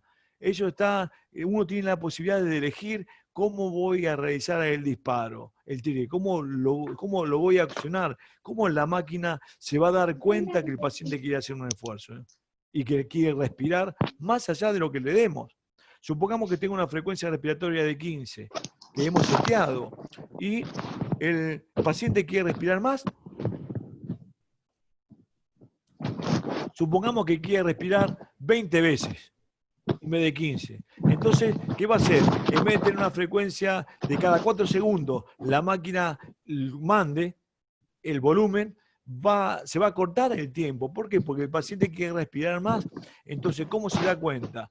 Cuando la máquina, que el paciente quiere respirar, cuando cae la presión o el flujo en la vía aérea. Vean en este caso, el trigger. Aquí tenemos hay un flujo circulando en la máquina, el paciente tomó aire y el aire lo exhaló. Recuerden el ciclo respiratorio. El ciclo respiratorio involucra la inspiración y la expiración. Yo tengo una frecuencia respiratoria de 15, dijimos, que cada 4 segundos la máquina va a administrar un volumen, ¿verdad? Cada 4 segundos. Supongamos que no llegó a los 4 segundos y el paciente, supongamos que estamos hablando de 3 segundos y el paciente quiere, en este caso, quiere respirar. La máquina, si estamos hablando de un trigger por flujo, puede ser que de acuerdo a su tecnología, el flujo sea como este. El paciente, la máquina entrega un flujo, si yo supongamos que pongo un flujo de 2 litros, 3 litros, 5 litros por minuto, entonces la máquina entrega, de acuerdo a lo que yo seté, si yo seteo 2 litros, va a entregar 2 litros y va a recibir ¿cuánto? 2 litros. O sea, si el paciente no toma aire, la máquina lo que entregó tiene que volver a la rama expiratoria. Supongamos que el paciente quiere respirar, entonces hace un esfuerzo expiratorio. Parte del aire que está circulando lo va a tomar. Cuando el paciente toma el aire, ¿qué va a hacer? La máquina detecta que no le llega a la rama expiratoria, cierra la válvula expiratoria, abre la válvula inspiratoria y entrega el volumen, volumen y flujo al paciente. Y entonces se produce la inspiración. En este caso es asistido controlado. Entonces, el nivel del trigger, el nivel de disparo, tiene que ser el más sensible, tiene que ser el más liviano para que el paciente, ante un mínimo esfuerzo, la máquina detecte. Cuando el umbral, hablamos de umbrales, cuando el umbral del trigger es más alto, cuando el número es más alto, el paciente tiene que hacer más esfuerzo para alcanzar ese umbral. Cuando más alto el umbral, más esfuerzo tiene que hacer el paciente para que la máquina lo asista, para que la máquina detecte que el paciente quiere respirar. Por lo tanto, es muy importante para darle comodidad al paciente setear umbrales de trigger muy próximos a números más pequeños. Fíjate, nene. Aquí en este caso estamos hablando de 1 a 10 litros, el volumen más pequeño sería 1, 2, 3 litros, ¿verdad? También puede ser que la sensibilidad del trigger sea por presión. En este caso, tengo las dos válvulas cerradas, el paciente hace un esfuerzo expiratorio, cae la presión en la vía aérea porque la toma, la máquina detecta la caída de presión, abre la válvula inspiratoria y entrega el flujo o en este caso el flujo, el volumen que hemos seteado. Entonces, cuando el número es más pequeño, es más sensible la máquina. Entonces puedo elegir el trigger por volumen, por flujo, perdón, o por presión. ¿Sí? El trigger es el disparo. Cuando uno habla asistido controlado, la única diferencia de controlado al asistido es que el paciente hace un esfuerzo inspiratorio y que la máquina es capaz de detectarlo. Y esto tiene que ver los umbrales de trigger. Aquí vemos la diferencia. Aquí es un paciente que hizo un esfuerzo expiratorio, cayó la presión en la vía aérea y la máquina lo asistió. Aquí no hizo ningún esfuerzo expiratorio y la máquina lo controló. Vean que no hay ningún cambio en la curva de volumen y de flujo, tampoco la de presión. Sí, estoy justo Solamente que el paciente hizo un esfuerzo inspiratorio. Y que cayó la presión en la vía aérea. En este caso es un modo con lo que se llama asistido controlado y en este caso otro controlado. Está mal dicho modo, asistido controlado. Siempre es controlado, mandatorio, pero simplemente que aquí lo está asistiendo y aquí lo está controlando. Sí, Los lo que pasa equipos, que por ahora favor. iba a venir, pero está con mucho trabajo. Yo lo llamé. Y bien, venga, Por le digo favor. eso. Ahí Por está. favor, ¿pueden apagar el micrófono? Por favor. Sí. Por favor. Profe, usted puede apagarlo desde ahí. Yo lo desde estoy apagando, pero sigue, ¿eh? Ahí yo apagué todos los micrófonos, pero parece que por ahí hay algunos que... Bueno, pero cuando vos lo haces, Sí, fantástico. viste, se acordaban. Y ahora miraron el mío Aquí lo estoy Y apagando. evidentemente no está en la clase. No, aquí lo estoy silenciando a todos, pero No, sí, no. bien, yo ya lo llamé por otra cosa, pero lo engancho para eso No, también. evidentemente Pero son cosas está que con mucho pasan. trabajo. Bueno, Así que cuando venga, si le conoces a alguien más, bueno. lo llamamos, vemos. Bueno, entonces Pero- sigamos. Esto es un modo asistido controlado, o sea, aquí lo está asistiendo No, pero no y es aquí lo así. está controlando. No, eso es muy complicado. Bien, No. pasemos Él se da maña, ahora pero a... uno matriculado, Antes alguien que estábamos está con bien. el modo mandatorio continuo, ¿verdad? Pero por volumen. Ahora pasemos a el modo de presión. Decíamos Sí, que sí, la de máquina acuerdo. solamente puede Sí, de controlar acuerdo. o la presión o el volumen, ¿verdad? O la presión o el No, pero volumen no, flujo. El flujo y el volumen es una integrada. Vean esto, yo seteo 22 centímetros. Sí. ¿Por qué voy a setear los 22 centímetros en este caso? Porque voy a ir en búsqueda de un volumen X. Vean en el ejemplo 1, Comprar y con poner 22 otro. centímetros en la ¿Y vía ellos no lo aérea, podían hacer? no, dice que nos corresponde a nosotros. Ya sé, pero por ahí de onda le pagábamos a ellos.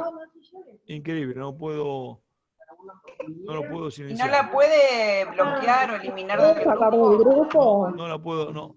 Sí, sí, lo Elimínela, profesor, No puedo, no está. porque se la escucha por sobre usted. No se puede, no. La verdad que yo no lo puedo hacer, no. Estoy acá en toda la... Todos los audios. A todos, lo estoy silenciando a todos, ¿eh? No, a todos. Están todos silenciados, pero parece que este no. Claro. Este no. Antes de... Bueno, Sí. estamos viendo... Sí, lo voy a llamar. Bueno, No, estamos... aparte es de confianza. Bueno, Yo me son voy cosas y que nos queda pasan, ¿no? trabajando acá solo y- Estamos hablando de modo de presión en este caso, ¿no? Sí, Vean, sí. vean que la presión Sí, constante, yo iba a hacer bajar el volumen incluso los caños, ¿viste? De gas que están variable. mal puestos, los iba a hacer bajar. ¿sí? Así que de paso Eh, digo que Sí, entonces vean aquí, con 22 centímetros me generó 200 mililitros de volumen, con 22 300, con 22 400. Y vemos que en el modo controlado por presión, la presión es constante y el volumen es variable. yo le comento. En este caso, si hablamos de un modo de presión, la alarma prioritaria es la Dale, listo, volumen, vemos, ¿verdad? gracias. Porque la presión es constante, el volumen claramente es el variable. Entonces tengo que hacer hincapié en las alarmas, en este caso por volumen. Volumen máximo y mínimo. El resto no puedo ¿Te hago controlar. unas salchichas con carita de papa? Vean esto. Aquí vemos en el equipo ventilado No tengo pan controlado para hacer por presión. La presión, vemos que para alcanzar un volumen, supongamos que aquí Por tengo esto es que estoy escuchando. volumen si no de puedo grabar. menor de 400, pero el paciente requiere más volumen. ¿Qué tengo que hacer para alcanzar el volumen? Es incrementar la presión. O sea, que en el modo volumétrico, para alcanzar un volumen, ¿qué tengo que hacer? Setear el volumen, administrar ese volumen ideal de acuerdo al peso teórico y teniendo en cuenta que en un paciente estresado el peso es entre 5 y 7 mililitros por kilo de peso teórico, el volumen que vamos a administrar, ¿verdad? En todo caso, en el modo de presión, yo voy a ir en búsqueda de ese volumen ideal y para ello, ¿qué tengo que hacer? Es incrementar o bajar la presión. O sea que en el modo de presión, yo voy a modificar la presión en búsqueda de ese volumen. En este caso, lo prioritario es tener en cuenta las alarmas de volumen máximo y mínimo para no generar riesgo, en este caso de lesión en el parénquima por volutrauma, o en este caso porque se incrementen los volúmenes y o por que el paciente tenga pequeños volúmenes y generen hipoxemias. Entonces, las alarmas programables, alta y baja presión en la vía aérea, puntualmente en los modos volumétricos, alta frecuencia. La frecuencia es muy importante tener presente en este caso porque supongamos que el paciente tenga una frecuencia respiratoria de 15. ¿Bien? Y dijimos que supongamos que el paciente en cada inspiración estamos administrando 500 de volumen. Por 15 la frecuencia, tengo un volumen minuto de 7,5 litros, ¿no? 15 por 500 son 7,5 litros. Supongamos que el paciente hace un esfuerzo respiratorio y tenga dolor, se despertó o está muy incómodo y hace esfuerzo respiratorio y ante cada esfuerzo respiratorio alcanza el umbral de sensibilidad del trigger y la máquina lo asiste. Entonces, ahora en vez de tener una frecuencia de 15, supongamos que tiene una frecuencia de 30. Entonces, en los volúmenes minutos, ahora en vez de tener 7,5 litros, que era 500 por 15, ahora tiene 500 por 30. Y vamos a pasar de 7,5 litros a 15 litros. Esto va a generar un incremento de presión intratorácica, una caída de las precargas, porque va a aumentar la presión intratorácica, desaturación, asincronía, porque parte del aire no se va a poder, no va a haber tiempo expiratorio para sacar todo el aire que ingresa. Entonces puede generar seguramente barotrauma, neumotórax hipertensivo y el paciente se muere. Entonces, una de las alarmas que son más que importantes en los modos mandatorios continuos, asistido controlado, como le llaman, es la alarma de frecuencia respiratoria. La alta frecuencia respiratoria o alto volumen minuto exhalado. Exhalado porque el sensor lo tiene en la rama expiratoria. Por eso habla de alto y bajo volumen minuto exhalado. Puntualmente de bajo mundo hablamos de pacientes que en modo de presión y también puede ser que si el paciente tiene una fuga, la máquina entrega por ejemplo 7,5 litros y recoge 6 litros, hay 1,5 litros de fuga. Ahí va a, de acuerdo a cómo hemos programado la alarma, va a sonar y en este caso va a decir bajo volumen minuto exhalado. Y tiene que ver con la fuga, que no va a servir para al menos identificar que hay una fuga y que algo tenemos que resolver. Baja PIP y OSIPAP. Esto tiene que ver puntualmente porque quizás puede ocurrir que haya una fuga en el sistema y va a caer claramente la PIP como la presión positiva al fin de la respiración. Si cae, lo mantiene como si fuese un circuito estanco, ¿no? Cerrado. Si cae la PIP, está matando realmente que puede haber una fuga.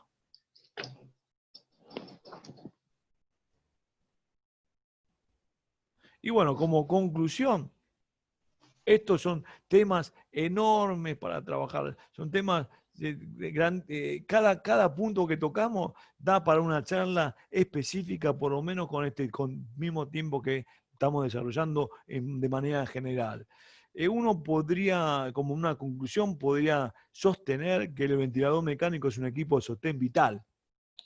Claramente nos permite sostener la vida en situaciones en las cuales existe un compromiso respiratorio u otro, en las cuales tenemos que poner al paciente en un estado de control permanente para darle tiempo a generar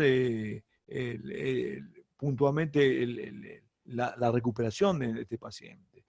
Puede ser una herramienta letal mal utilizada. En este caso, si administramos valores inadecuados, no protectivos, podemos generar a partir de una condición de cadena y una distancia, ya que es una herramienta mal utilizada. El sistema respiratorio siempre fue una de alta mortalidad, que es muy exhaustivo, hay permanente estudio muy extenso en la evidencia para poder administrar la atención adecuada adecuada, porque puntualmente el respiratorio podemos tener una mortalidad. A partir de eso, veamos que el respiratorio leve, pero la reacción de oxígeno y los administradas en la tasa de mortalidad de una función de respiratorio leve, la mortalidad de 200, la mortalidad de 100%. Es una mortalidad de entre 200 y 100, y el severo, que es debajo de 100, el caso de severo, que se llama debajo de 100, vamos a ver un indicador severo, y de ahí la mortalidad está en el orden de 45.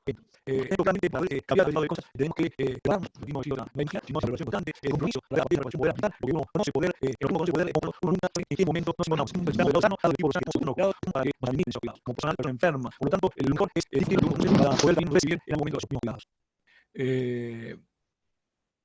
Y bueno, y otro tema que quería aquí para cerrar, dejarles esta reflexión. Los ojos no ven lo que la mente no conoce. Si uno no sabe, no conoce, es muy difícil que vaya a buscar las soluciones a las dificultades que se nos presentan, no solamente en respecto a lo que es la meditación, sino en la vida. Uno tiene que conocer, y para conocer tiene que estudiar, es perfeccionarse. Si uno no conoce, no sabe, es muy difícil que vaya a encontrar realmente lo que corresponda a esta necesidad que se establece, ¿no? Entonces, lo mejor es capacitarnos y comprometernos en esa capacitación aplicarla. Siempre estimados, muchísimas gracias por estar presente. Yo quisiera ver, ahora me voy a meter un poco en los chats para responder brevemente a las preguntas que surjan a partir de este encuentro. Así que voy a ir al chat, pero puntualmente quería agradecerles el estar y el interesarse en esta ponencia. Vamos a ir al chat. Salimos de... ahí quiero salir. A ver si puedo... Ahí está. Deja de compartir. Aquí estamos. Bien. Muchos se han permanecido. Vamos a ver en el chat. A ver. 79. Vamos a ir leyéndolo rápido, a ver algunos mensajes. Buenas tardes, hola profe. Envié son a mis estudiantes de la carrera de la UNLA. Bien, fantástico. Fantástico, bien. Hay que compartir lo que se sabe desde Berazategui, bien. Se escucha bien. Saludos a todos los colegas del Hospital Sardá. Bueno, quiero ver si hay alguna pregunta que salgan. Por ahora no encontré ninguna. Hola. Sí. Hola, ¿qué tal, Claudio? Buenas tardes. Antes que nada, muchas gracias por la charla. Te quería hacer una pregunta. Usted habló de estrategia respiratoria, mantener al paciente con parámetros pequeños de ventilación, lo cual podría producir una hipercapnia. Sí. La pregunta es, ¿durante cuánto tiempo lo podemos mantener al paciente así en acidosis? ¿Y cuál es el límite de esta estrategia? Bueno, los parámetros pequeños, o sea, nosotros, no sé, ¿sabés que no te veía? No te veo, no pude verte quién me hablaba. ¿Quién habla? Ah, Galassi, no sale el nombre. Tampoco te veo. Bueno, el tema de la hipercapnia permisiva.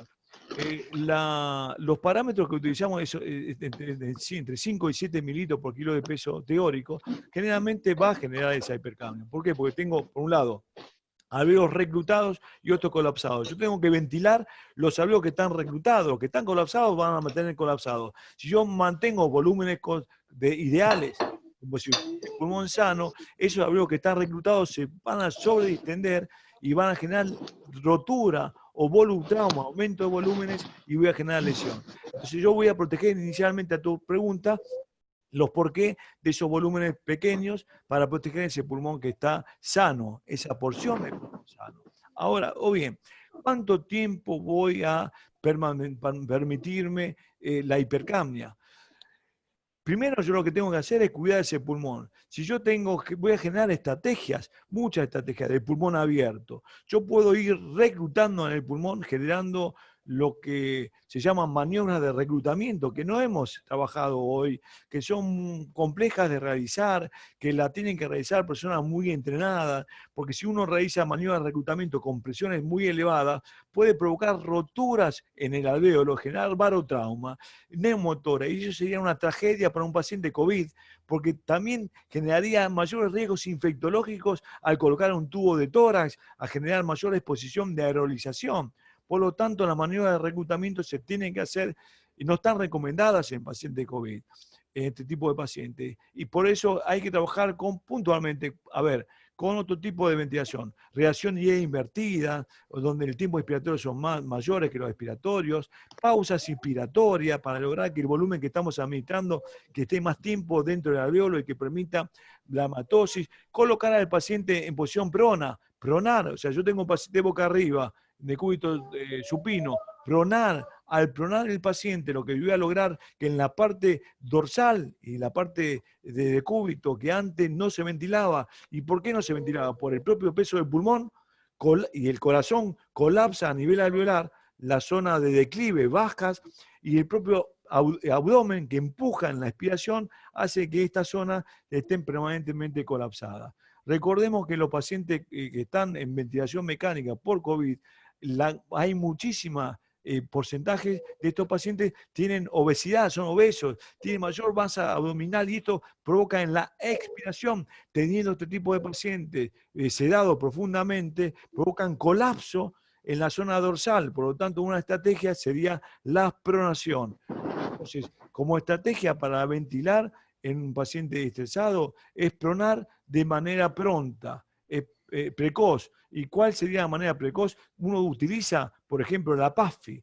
Decíamos que una PAFI moderada es entre 200 y 100. ¿Qué era la PAFI? La diferencia entre la presión parcial de oxígeno y la FiO2 administrada. Hablamos de una PAFI por encima de 300, entre 200 y 300, hablamos de una PAFI, una dister leve, entre 200 y 100 moderado y uno debajo de 100 severo. Para realizar precozmente la pronación, uno tendría que decir, bueno, lo realiza, está recomendado, la evidencia habla, y más en este tipo de pacientes, pronarlo precoz, y la pronación precoz se realiza cuando el paciente está en un distrés respiratorio moderado. O sea que la PAFI está entre 200 y 100. Entonces, hoy, cuando hablamos de cuánto tiempo voy a mantener, tu pregunta es, ¿cuánto tiempo voy a sostener, en este caso, la acidosis respiratoria o la acidosis con la hipercapnia? ¿Cuánto tiempo voy a sostener? Y bueno, lo necesario para procurar no provocar más lesiones en el parénquima. Por lo tanto, voy a utilizar estrategias para mejorar la oxigenación y reducir la hipercapnia. Estrategia de mejorar la ventilación. Pausas inspiratorias, reacción IE invertida, pronada del paciente. Modo ventilatorio distinto.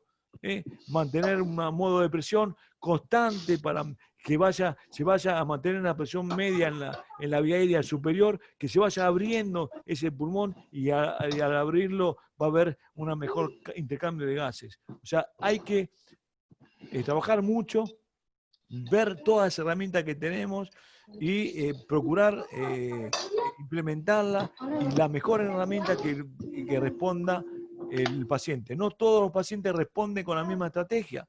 Por lo tanto, tenemos que tener siempre una estrategia A, B, C, D, y para eso hay que conocer. ¿Está respondida? Voy Muchas gracias. Perfecto. ¿Sí? Fantástico. Una preguntita puede ser, estimado Sí. Elio. Sí, Irma. ¿Qué tal? ¿Cómo te va? Habla ¿Cómo? Irma. Sí, Irma. El tiempo, a mí lo que, bueno, como experiencia el tema de la pronación del paciente. Sí. ¿Qué tiempo puede estar un paciente pronado? Y si para la pronación se deben utilizar algunos métodos de apoyo para evitar lesiones. Esa es mi pregunta.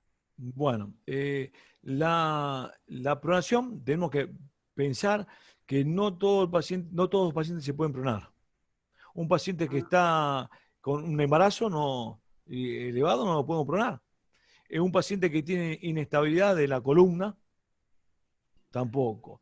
Y un paciente que pronamos, primero que está la técnica, pero no puede ser menor de 3 o 4 personas. Si uno habla de reducir los riesgos de extubación, los riesgos de aerolización, primero tenemos que tener la cantidad de personal. Cuando uno habla, muchas veces se dice personal entrenado.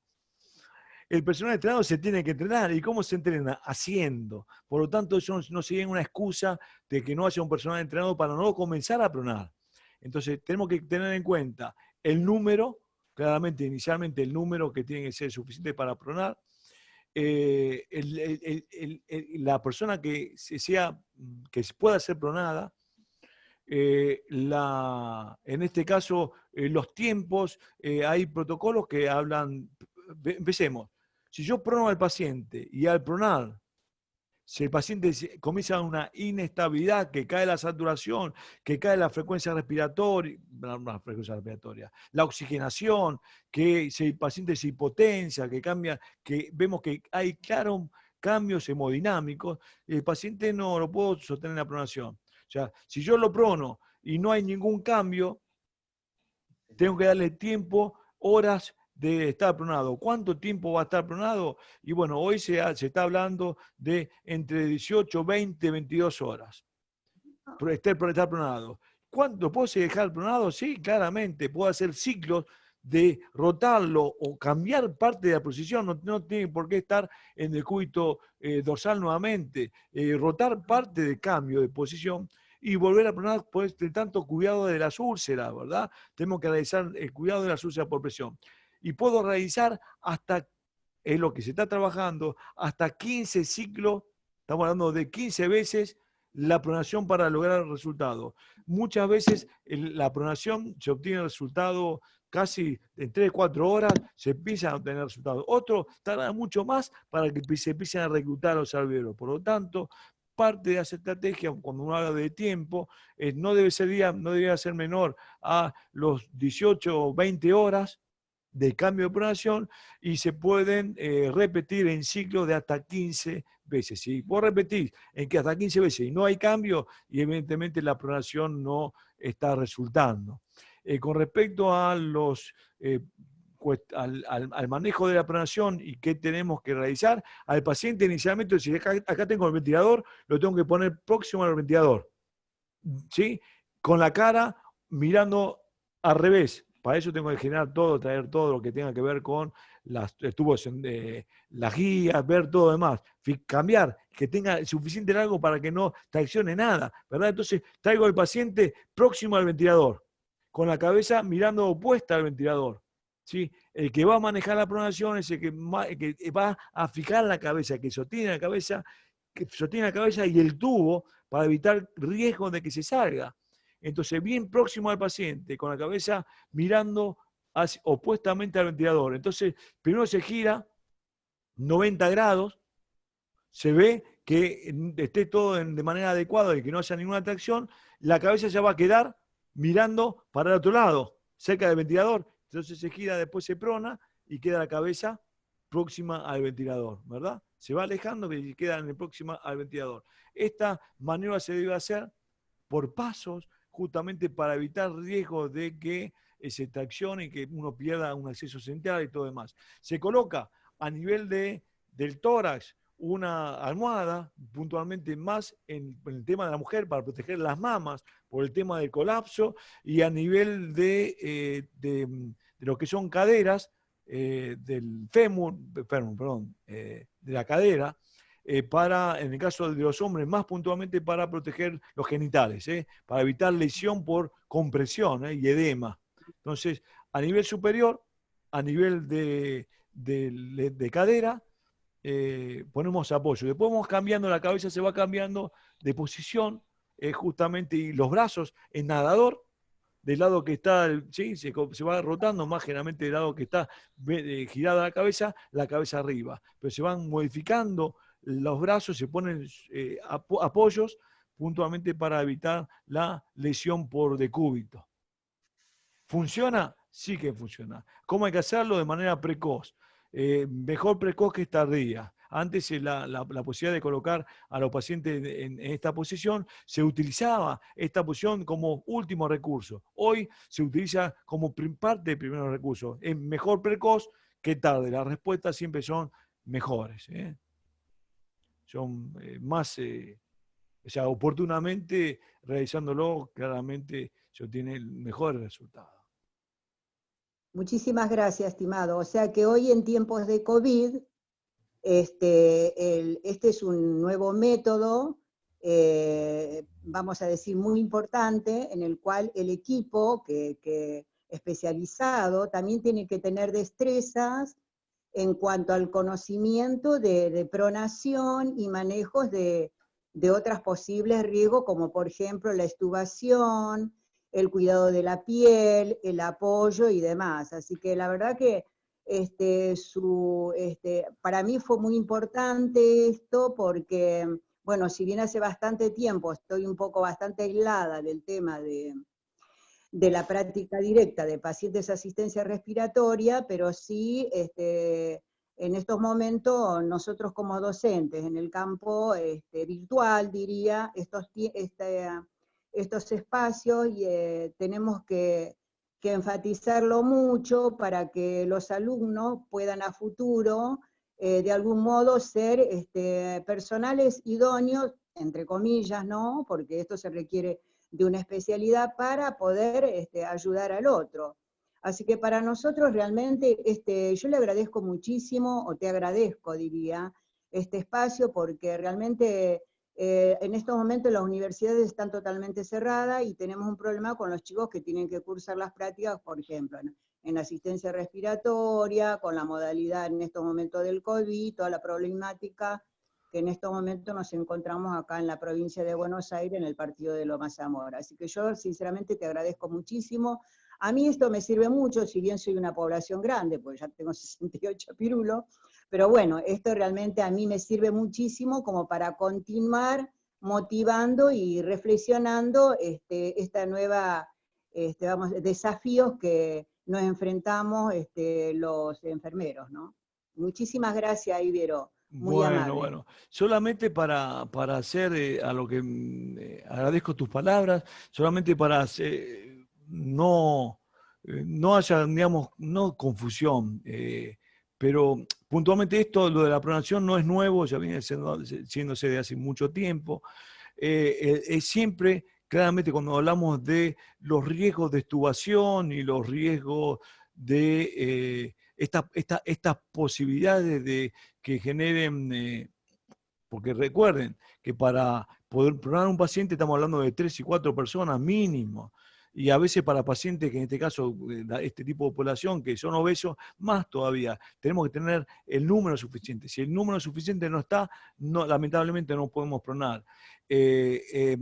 También claramente hay que entrenarse, los equipos tendrían que estar, hubiera sido mejor los equipos entrenados antes que ahora. ¿Por qué? Porque en los momentos como estos existen ciertos riesgos en el tema de pronación, si uno no está lo suficiente entrenado. Recién dije lo siguiente, que si uno no está entrenado, es el momento de entrenarse, necesita hacer para entrenarse, pero con este tipo de pacientes lo concreto es que se incrementan los riesgos y habría que reducir al extremo los riesgos. Es simplemente eso. ¿Alguna otra pregunta? Y ya cerramos. Hola, profe. Sí. Hola, profe, ¿qué tal? Primero lo que le quería agradecer por esta clase o curso, que estuvo muy didáctico como siempre, y te quería hacer una pregunta sobre cánula de alto flujo en pacientes con SARS-CoV-2. Bueno, fantástico. Bueno, el tema de el alto flujo, como lo que es la BNI, hay que trabajarlo con cuidado en este tipo de pacientes, no está ampliamente recomendado. De todas maneras, es una ventana para evitar que nuestros pacientes lleguen a una insuficiencia respiratoria tal que se intuben. La progresión de del virus hace que, a pesar de todos los cuidados que tengamos, lleguen a un síndrome de estrés respiratorio agudo y tenga que ventilarse. La generación de aerosoles no está, hay que evitarla. Si yo tengo una cánula de alto flujo que desarrolla un flujo de entre 40 y 60 litros, que son cánulas especiales en las cuales generan ese flujo y generan un CPAP nasal, ¿no? O sea que el flujo está muy bueno como un sostén inicial, como una posibilidad, pero los riesgos de aerolización se incrementan.